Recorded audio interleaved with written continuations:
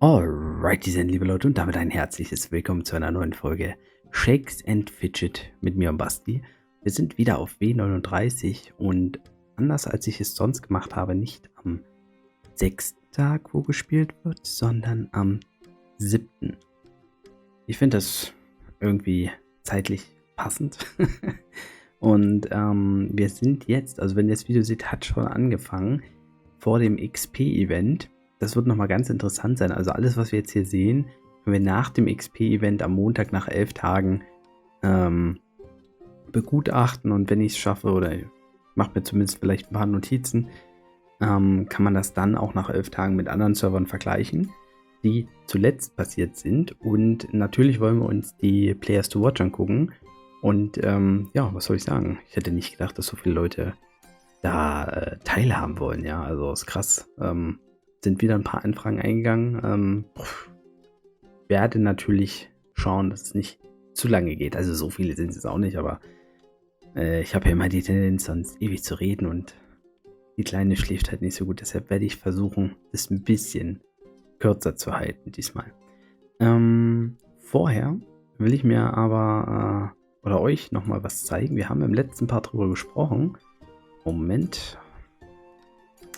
Da haben wir Sora angeschrieben, beziehungsweise hat er sich gemeldet. Ich glaube, dass sich das Thema, ja, das hat er mir am Montag geschrieben. Wir hatten darüber geredet, dass es interessant ist zu wissen, wie viel Pilze er ausgegeben hat, weil er Demon Hunter ist. Und er hat zum damaligen Zeitpunkt, also zum Montag, also nach den ersten 3 Tagen, ist der 4. Tag, 15.000 Pilze gekauft. Das sind 5-mal die großen Pakete, oder 4-mal die großen und halt die kleinen Pakete gegebenenfalls.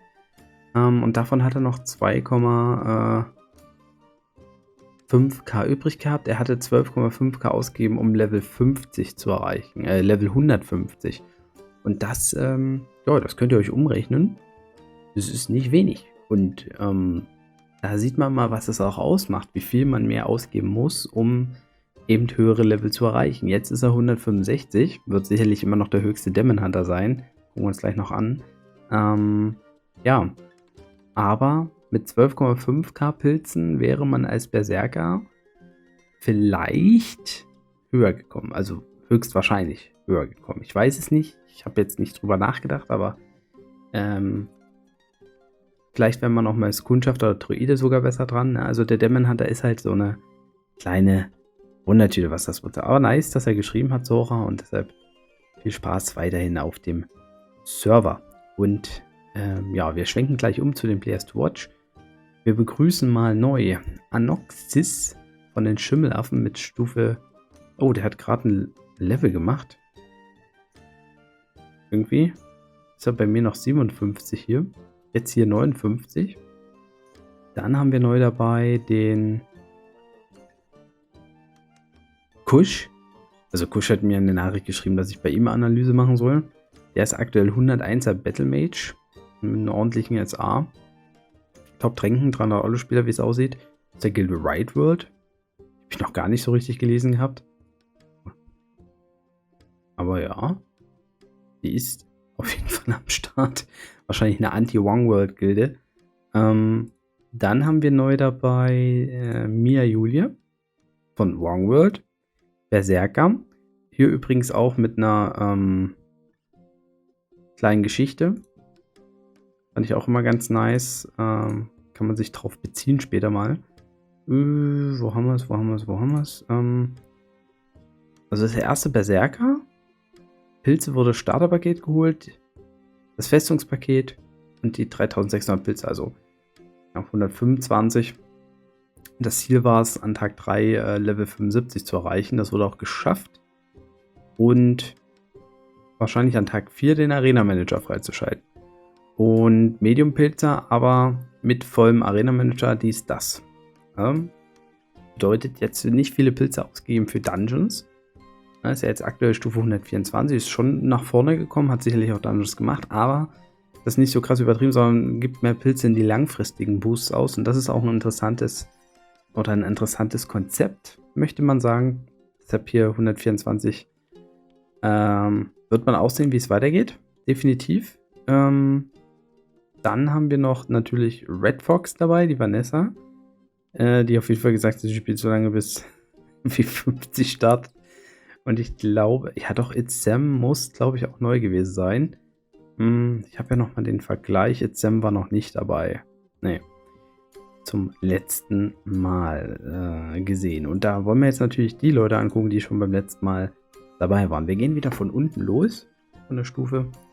Und das ist jetzt im Moment Dark Phoenix. 41. Er war 34 zuletzt. Ist normal, dass man dann natürlich jetzt nicht 50 Level macht. Man sieht auch, ist ja jetzt auch schwierig, die Tränke zu halten, die man teilweise bekommen hat. Wenn man halt auch nicht viele Pilze ausgeben will. Ich glaube, er hat immer noch das gleiche Schild. Im SA ist ein bisschen was passiert, definitiv. Da hat er was gemacht, was geschafft. Aber, wie gesagt, hauptsächlich ist ja seine Aufgabe, die Gilde zu leiten. Ja, und das sieht aktuell doch noch ganz praktikabel aus, was die da bei Aurelion machen. Deshalb geht's jetzt schon mal an dieser Stelle. Danach kommt vom Level her, ja theoretisch, Wither. Wither mit 54. Er war 39 zuletzt, hat also mehr Level geschafft als Krieger. Hat auch weiterhin die Top-Tränke. Ist auch ein bisschen was passiert.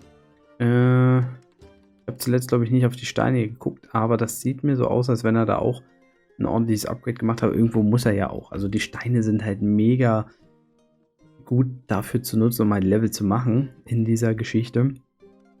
Und da ist es natürlich wichtig, dass die Gilde auch gut mitspielt. Und das sieht bei den Kings auf jeden Fall in der Ritterhalle schon sehr, sehr gut aus. Definitiv. Also da kriegt man halt auch mit dem Level schon recht nice Steine bis 130, haben wir gesehen. Ne? Also ein 130er Upgrade ist fett. Fett. So, nach dem Wither kommt It's Sam, aber der ist ja noch nicht dran. Anoxis ist ja auch noch neu. Es ist mega schwierig. Jetzt gibt es auf jeden Fall einen Sprung. Hier 76, glaube ich, Astro. Golden Astro 76. Er war zuletzt Stufe 50. Ja. Da hat er jetzt auch die Pets bekommen. GZ dazu. Auch mit dem Schild dabei. SA geht immer noch was. Da könnte man noch ein bisschen mehr investieren, vielleicht von den paar Pilzchen, die man sonst fürs Equipment ausnimmt. Und hier sieht man aber halt natürlich auch den Unterschied, dass hier die Steine schon 150 teilweise sind. Das liegt aber auch daran, dass er ein etwas höheres Level hat, weil ich glaube von der Ritterhalle, na doch, die sind auch besser von der Ritterhalle bei Wrong World, aber ich weiß natürlich auch nicht, wie aktuell die Pilze sind, die sich Golden Astro hier einverleibt hat. Deshalb, ja, aber im Moment steht er auf Rang 97 sogar. Also das ist auch krass. Ja, also mit Stufe 76 Rang 91 nach 7 Tagen zu sein auf W50. Gut, kann sein, dass er jetzt, es sagt nicht, dass er wirklich der 97 stärkste Spieler ist. Ja, er kann besser sein, er kann schlechter sein. Aber so grob, denke ich, passiert es auf W50 anders. Danach kommt der Phil. Dann haben wir wieder die Wrong World Kombination. Phil war 63. Hat also ein bisschen minimal verloren vom Level her gegenüber Golden Astro. Trotzdem auch gut vorgedrungen. Und wenn man halt Medium, also wenn man halt hauptsächlich pilzt für die Alu und jetzt nicht krass für Dungeons, macht man natürlich durch die XP auch nicht unbedingt mehr Level, je höher man kommt. Trotzdem man ja mehr XP bekommt. Aber hier können wir auch mal Vergleich machen und schauen, wie Steine bei ihm aussehen. Die sehen sehr ähnlich aus. Also die 150, ja, knapp. Er hat halt natürlich den Vorteil, dass er auf jeden Fall ein besseres SA hat. Das sind einige Prozente, die 10% pro Quest. Das ist nicht wenig. Das macht auf jeden Fall was aus. Und also ich denke, dass man noch ein paar Prozent rausholen kann, aber das ist schon ganz gut auf jeden Fall. Also das lohnt sich. Sowieso sind einige seiner Items jetzt nicht mega aktuell, ja, kann man sagen. Also ich glaube, dass die Epics sind aus dem Epic-Event. Hier die Kette zum Beispiel hat 156er. Ist recht aktuell. Also aktueller zumindest. Und die Waffe, bei der Waffe weiß ich es jetzt nicht, um ehrlich zu sein.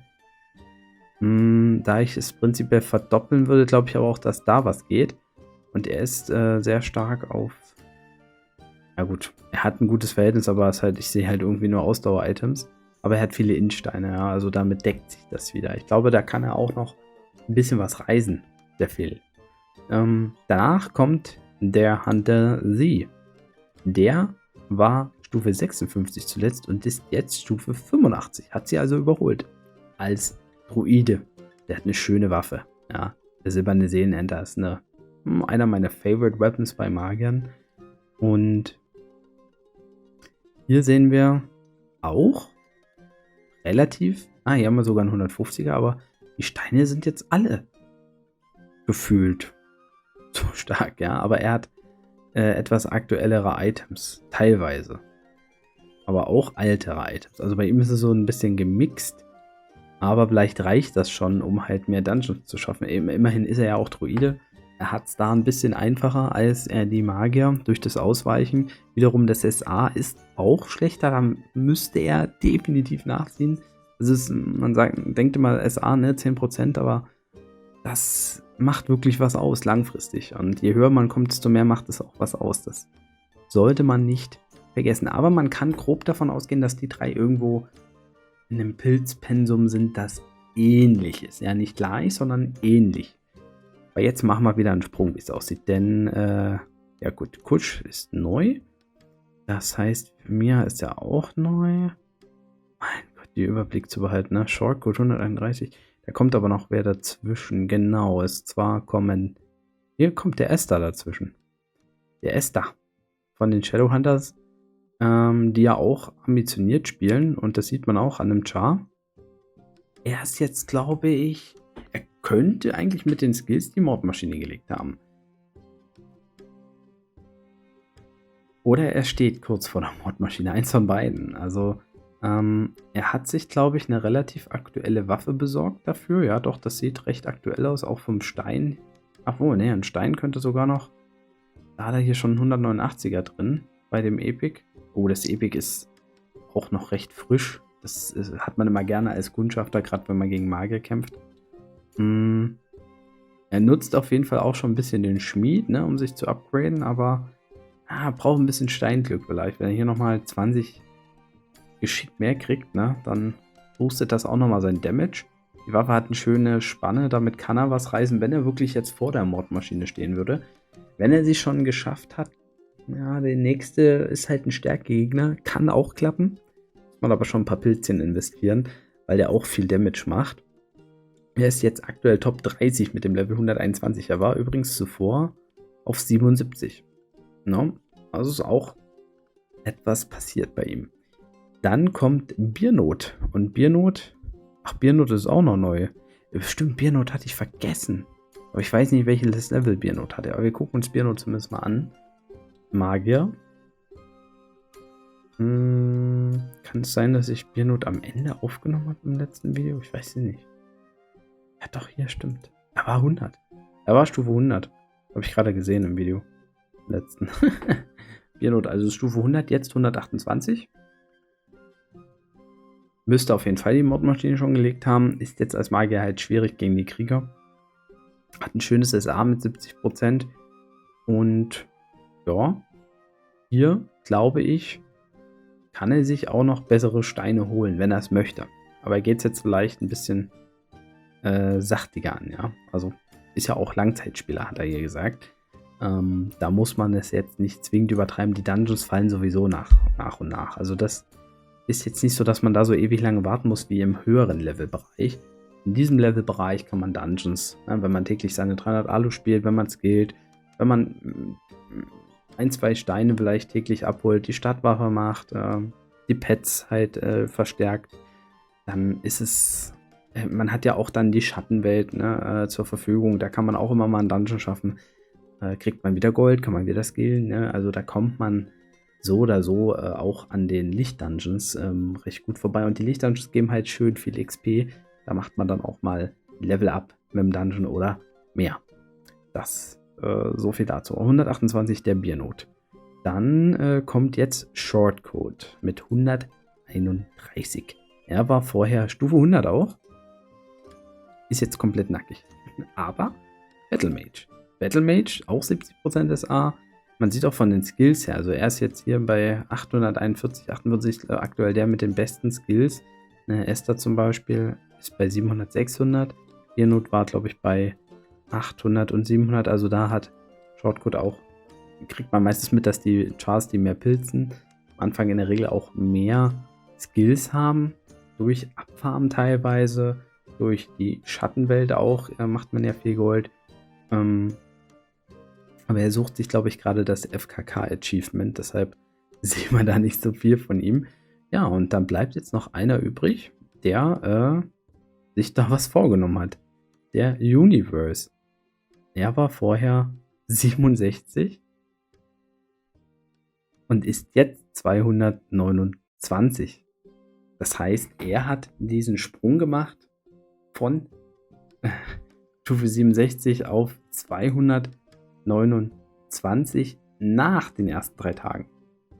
Und das ist machbar. Ne? Also hier geht es wahrscheinlich darum, also in der Theorie, ich weiß es nicht, was er gemacht hat, hat er auf jeden Fall einiges an Pilzen ausgegeben und hat vielleicht an Tag 3 nicht den Dungeon-Schlüssel gekriegt, den er haben wollte. Oder er hat dort seichter gespielt und wollte es extra nach dem Event machen. Diesen Sprung nach oben. Er ist ja auch 229 jetzt. Das ist schon auch, klar, waren jetzt 5 Tage, oder 4, die er Zeit hatte dafür. Aber das ist schon auch als Berserker pilzintensiv. Der Vorteil ist halt auch für ihn, dass er relativ einfach als Berserker durch die Schattenwelt kommt, das ganze Gold. Wir gucken aber und sehen, dass er, naja, hier auch einige Epics hat. Und die Epics sind höchstwahrscheinlich auch geblättert. Das heißt, er hat außerhalb des Epic-Events nach Epics geblättert, was geht, was aber verhältnismäßig ja schon ein Vielfaches mehr kostet. Und das bedeutet, der gesamte Pilzeinsatz, denke ich schon, ist relativ hoch bei ihm gewesen. Das muss man halt auch machen, weil die Epics sind sehr, sehr entscheidend, dass man halt bei den Dungeons auch ganz gut durchkommt. Aber krass. Ne? Also das ist definitiv krass. Er hat ja auch vor, für 50 mega stark zu pilzen. Ich denke mal, der Medium-Pilzer oder wenn ihr Medium-Pilzer seid, solltet ihr euch nicht davon so krass beeinflussen lassen. Da könnt ihr dann einfach nicht mithalten.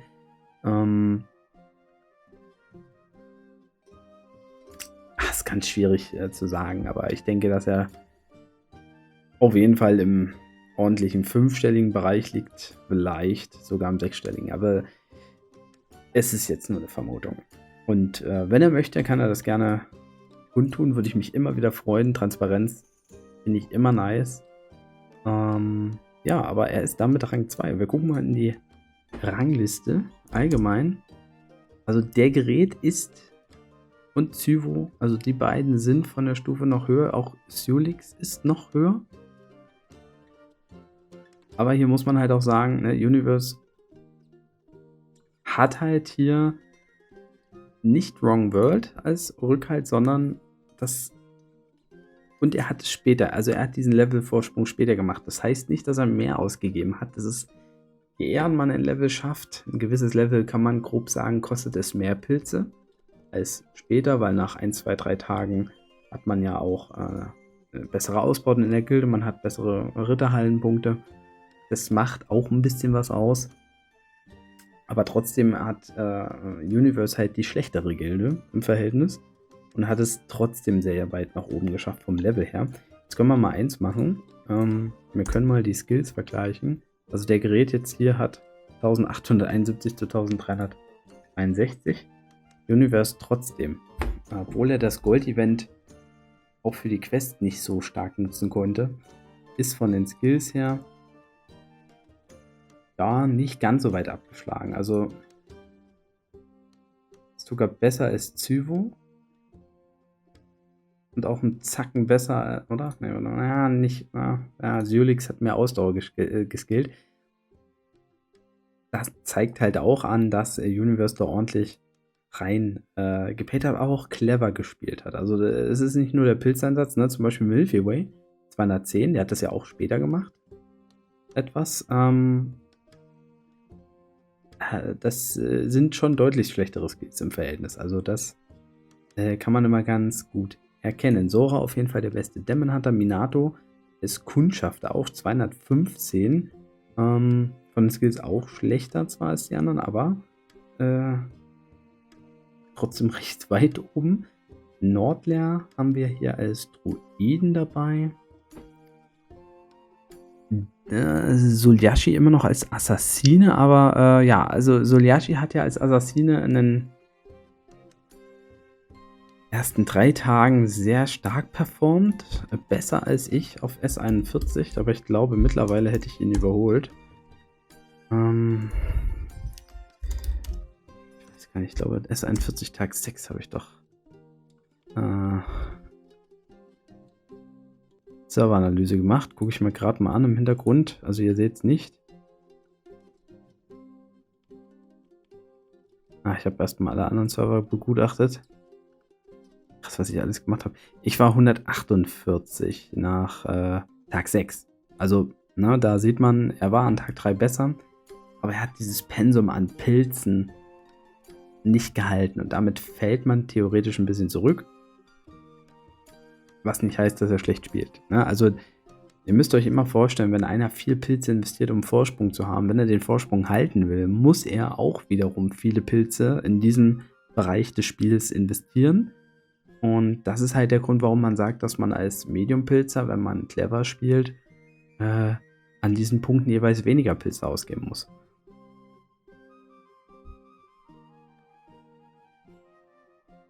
Aber Kampfmagier, die sind auch nicht so schlecht unterwegs. Also Kirito nach wie vor der höchste, aber hier trotzdem so als Klasse setzen sie sich zum Beispiel gegen die Magier durch, gegen die Assassinen, gegen die Demon Hunter. Weil, also auch anhand der Masse, wir haben hier wirklich in Top 30 aktuell 5, allein schon 5 Battle Mages. Die setzen sich auch gegen die Krieger durch. Also Dennis AL als Krieger mit einem goldenen Rahmen kämpft da dagegen. Das ist auch ein Zeichen, dass der Battle Mage auf jeden Fall dort recht beliebt ist. Natürlich haben wir noch andere Berserker, auch mit einem ordentlichen Level. Einige davon ja auch in der Blast to Watch hier, zum Beispiel mir. Ja, das wird interessant sein. Also wir werden jetzt das XP-Event vergehen lassen. Die Spieler werden dort auch zeigen. Also kann auch durchaus sein, dass wir dann einige andere noch über Level 200 sehen, definitiv. 250, je nachdem. Ich weiß nicht, wie es mit den Dungeons aussieht. Könnte man vielleicht auch erleben. Was hat Biernot? Bitte meldet euch bei unserer Gilde. Er hat jetzt auch die Unterwelt. Ne, am 1.6. die Unterwelt freigeschalten. Das ist auch nicht so schlecht. Da hat er natürlich, also sowieso haben jetzt hier 9 Leute die Unterwelt. Das heißt, sie haben die Chance auf den Gladiator-Trainer. Und das ist zum Beispiel auch interessant. Hier, Notorious, Mushroom Spade. 20.000, 128er. Aber er hatte auch schon den Ausbau der Unterwelt auf 6. Vielleicht den Gladiator-Trainer auf 6. Das heißt, er hat einen Schadensbonus von 30% bei kritischen Treffern. Und damit kommt er auch als Battle Mage etwas leichter durch die Dungeons und kann auch im Level steigen. Er ist, glaube ich, aber Shortcode auch. Das ist ganz nice eigentlich. Die hier so alle reinschreiben. Hab ich noch gar nicht gelesen bei Shortcode. Shortcode ja auch auf der Players to Watch. Oh, aber Obelix auch, ne? Und Kirito auch. Also 4 der Battle Mages haben sich auch schon die Unterwelt gegönnt. 5.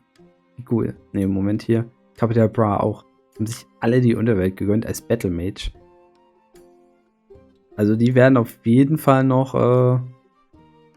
hier die Ehrenhalle auf jeden Fall auf Trab halten, langfristig, wenn das so weitergeht. Also mit den Berserkern zusammen. Ja, das Video war jetzt schon wieder mega lang, glaube ich. Also irgendwie bin ich in der Redelaune. Aber ich mache jetzt Schluss. Deshalb, ich hoffe, dass ich es hinkriege, dass ich Montag dann das Video aufnehmen kann.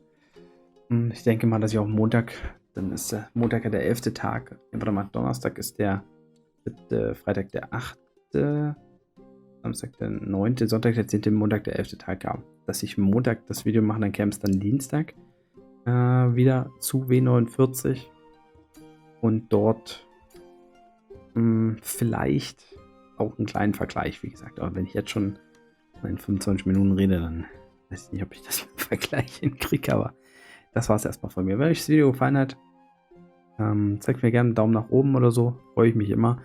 Falls ihr es verpasst haben solltet, schaut euch das Video von gestern an. W50 Bootcamp Part 4. Ersten Tag effektiv spielen, finde ich mega wichtig. Und dann würde ich sagen, haut rein, macht Tschüss und Servus. Euer Basti.